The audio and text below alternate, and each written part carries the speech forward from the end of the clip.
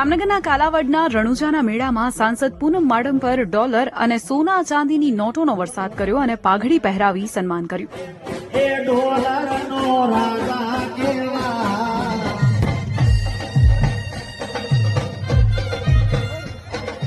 રણુજા ગામે 3 દિવસીય લોકમેળાનું આયોજન કરવામાં આવ્યું છે. આ મેળામાં ભજનોની રમઝટ વચ્ચે મોબાઈલની ફ્લેશ લાઇટથી રામદેવ પીરની આરતી કરાઈ હતી.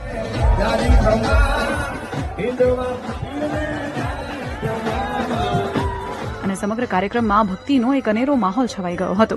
સાથે સાથે ભજન, ભોજન અને કીર્તનનું પણ આયોજન કરવામાં આવ્યું હતું, જ્યારે લાખોની સંખ્યામાં માનવ મેળામાં ઉમટી પડ્યો હતો અને રામદેવજી મહારાજના દર્શન કર્યા હતા. હિરણ હિરપરા, દિવ્ય ભાસ્કર, જામનગર.